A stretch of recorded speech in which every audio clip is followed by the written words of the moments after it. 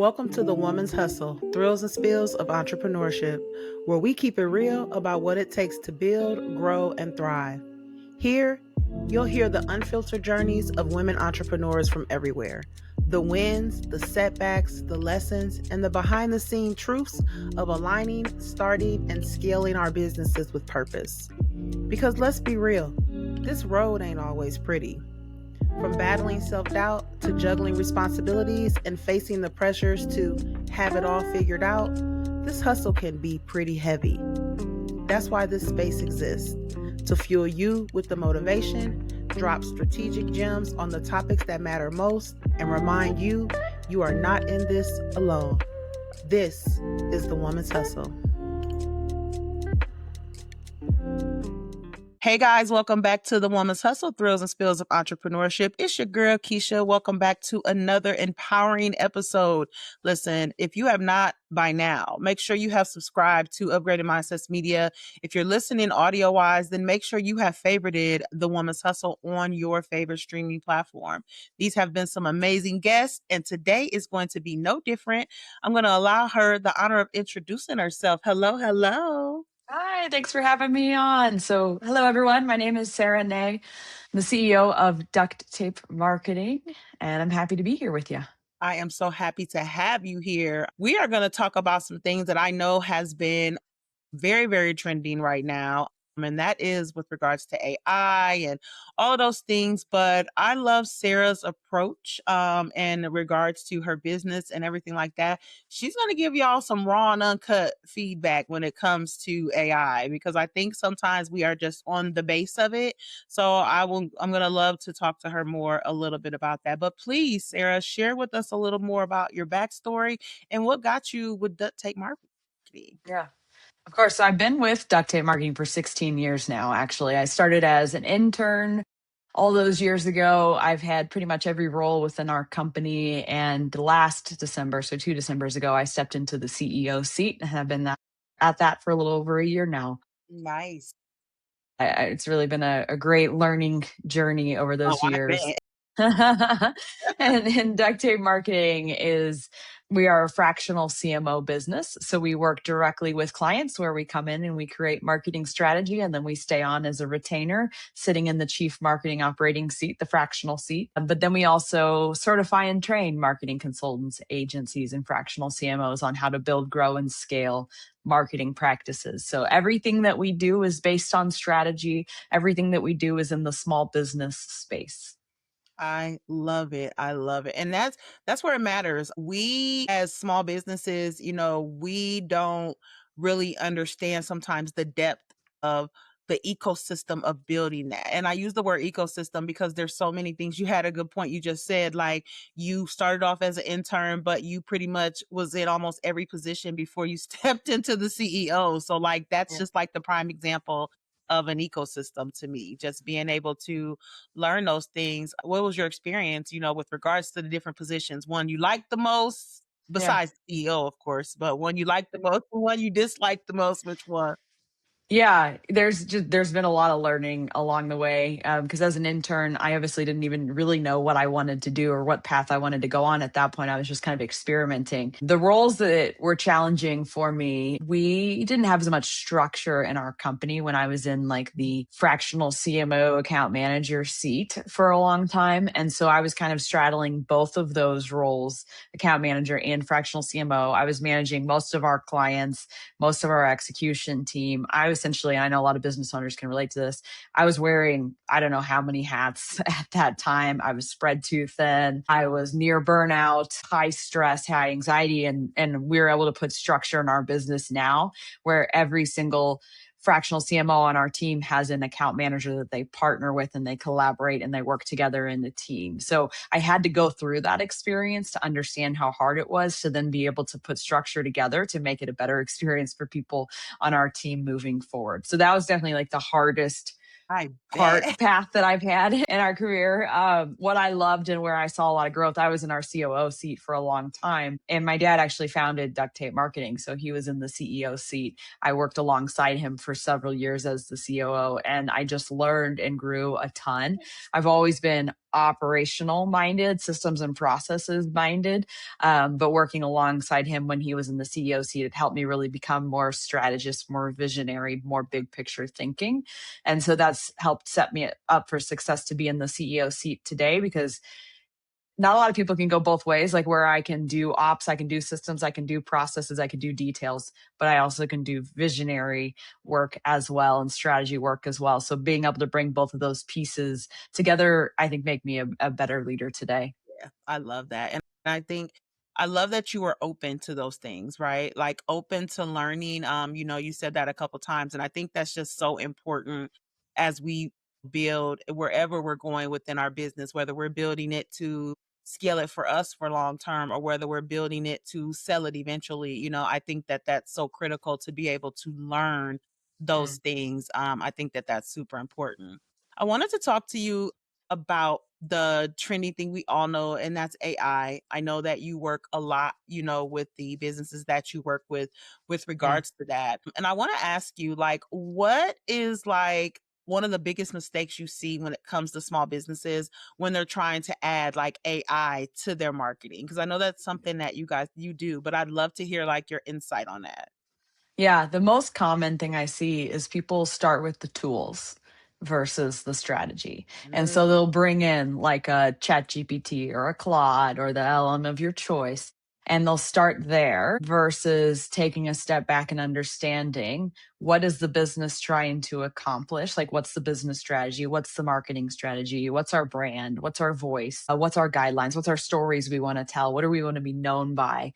You need to put all of that work in to then say, okay, what are we going to do on an ongoing basis from a marketing perspective to help tell those stories and connect with our audience?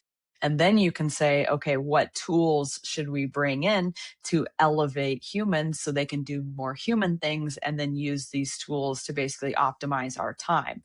So that's the appropriate way to do it, is like starting with the strategy and the planning and then identifying the tools. But then once you bring in a tool, you then, like, let's say ChatGPT for simplicity's sake, then you need to spend some time training ChatGPT on your story, on your audience, on, what makes you unique, on your brand, on your voice, on your tone, like all of those things, to then be able to use a tool like that to be able to create content moving forward if that's what you're using it for. And so where people miss is they skip the strategy behind determining what to bring in, but then they also miss the strategy to train the tools properly. So then they bring in these tools and they create more noise and confusion within their team Mm-mm. versus impact. I saw a stat recently where like 86% of companies or something along those lines have brought in AI tools, but only like 5% of those are actually making an impact and being more productive in the work that they're doing. And so there's this disconnect on how do we bring these tools in, but how do we actually use them to help us and not just confuse us ultimately more. I think I can relate to that so much because I think what happens is people say, "Oh my God, AI is here. So now I don't have to do these things. I don't have Yeah. to put any policies in place." But you still have, like you said, you still have to train things. It's no different than you bringing a new employee in, or a new independent contractor in. You still have to teach them. You still have to show them how you want things to go. And I think, and I've seen it where clients are coming to me and they're like, "Well, I want to do this, but I've done AI, I've used AI on this, and I am not a pro at AI and by Mhm. no means. So I don't even promote that within my business as of what I offer. But I do see where people come in and be like, "Oh, I've used AI." So what are you using it for? Because if you're just putting in prompts all day to ask about something pertaining to your business, then you really got to say, like, that's not really utilizing it. You're really just trying to make it run for you. And I think that there's a difference because we still have to run our businesses. Do you get that with people? They're like, "Oh, I just want to be able to let this do this and I don't want to have to do anything." Like, do you have to Yeah. bring them back to reality sometimes? Yeah, and especially today, I mean, it's still human in on the front end, human on the back end when it comes to AI. And Yeah. so I talk to a lot of people that, okay, so maybe you're doing something that you want to offboard to AI. And so, like in the marketing space, for example, maybe it's content production because it takes a lot of time. Right. So anyone that's in like the content production role before using AI, like they are executors, like they're doing everything from scratch. They're, putting the work in.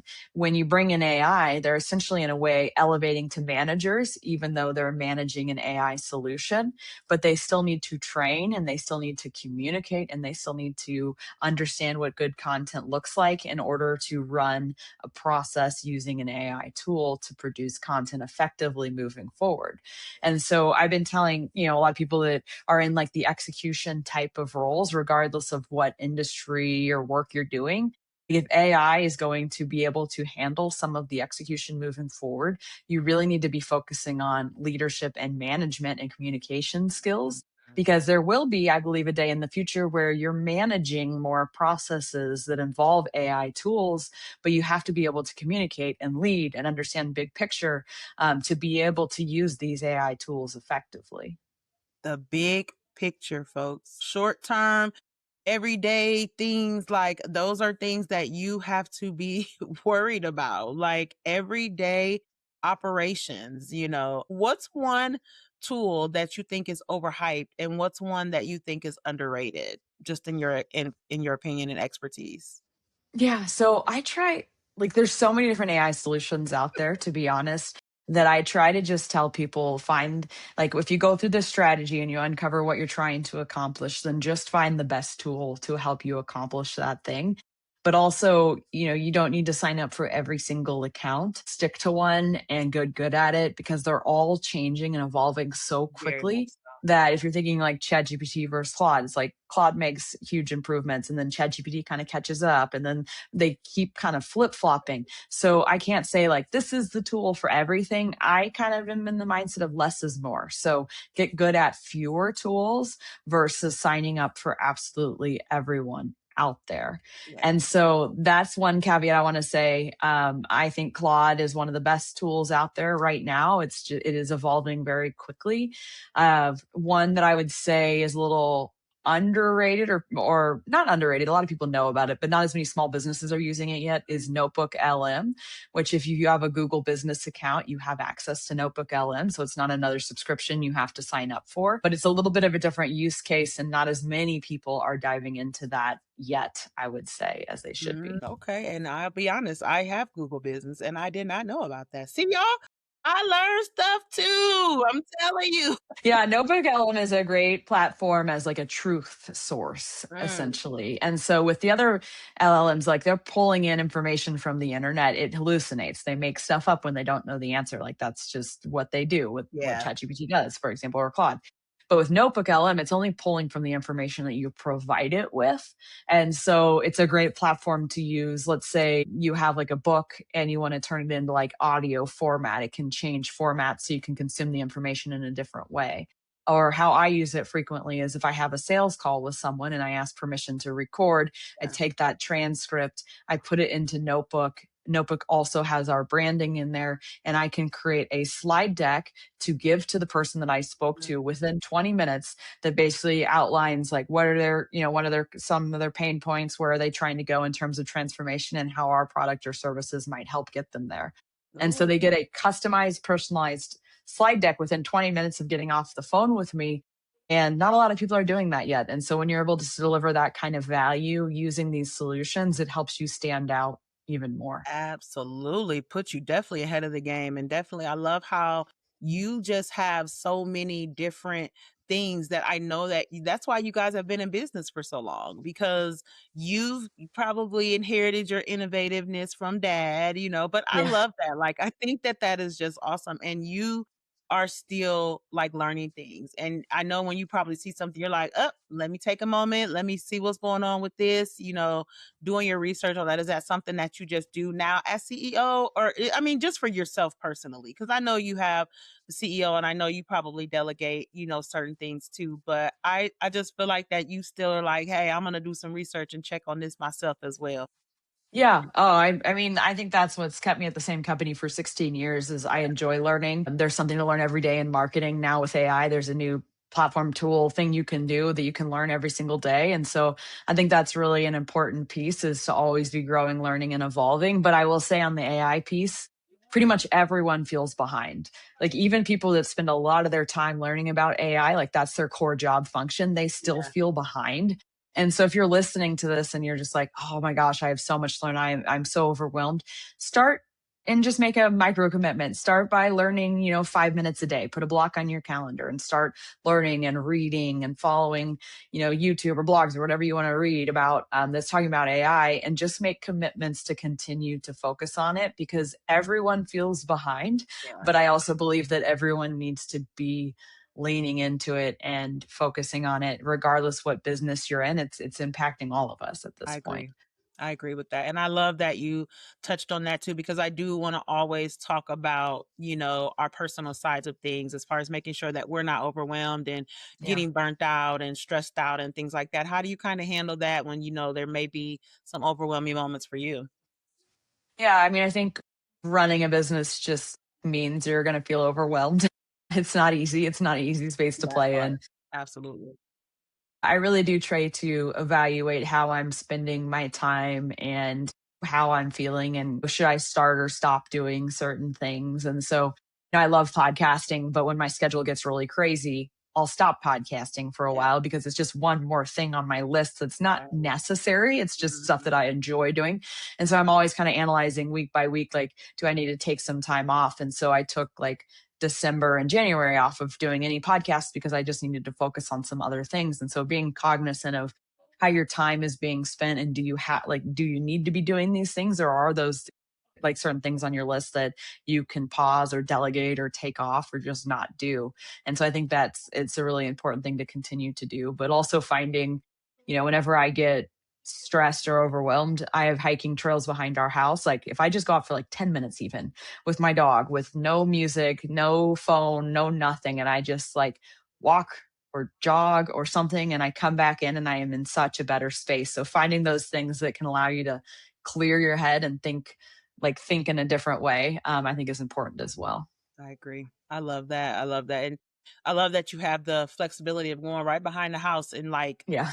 Nice. unplugging. Like I think that that's Yeah. good. 10 minutes a day can change the trajectory of an entire week. I don't think people understand that. Like I don't count my days by hours or by hours. I count it by minutes. Like because 10 minutes can change everything, for me. If there's a moment of overwhelm, there's times of being overwhelmed. And you are in an industry where I know the overwhelm is real.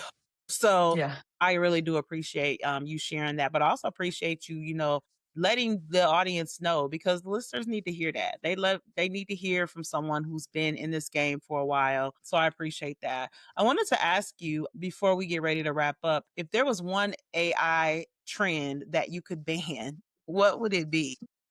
That's a good question. Honestly, I feel so I spend a lot of time on LinkedIn. It's because being in the B2B space, like that's Yeah. where we should be spending our time. And LinkedIn quality has gone down, it Ooh, seems like, in terms of posts from people because they are very AI generated and generic because they're skipping all of that strategy piece on the front end. But then also the comments as well. Like I will post something and I can just see from people that are commenting, I'm like, that is straight from AI. Like you can tell completely. And so, and also the DMs that I get on LinkedIn that are very clearly AI as well from people pitching. And so, honestly, it's taken LinkedIn from being this space that felt like true connection to this space that feels a little spammy in ways. And so, it's unfortunate. I still think LinkedIn's a great platform, but yeah, you definitely have to filter through the noise there more than you ever had before. So if I could ban some trend, it would be less AI on platforms like that. I agree. I agree.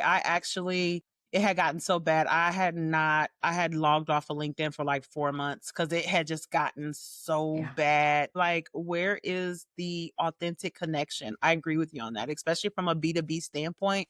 How can I Yeah. know that you are actually going to help me with my business if you're not even giving me the authentic version of you so I can know that that's it. So I agree with you on that 100%. I'm back on LinkedIn now, but it was for a while. I was like, yeah, I can't do this.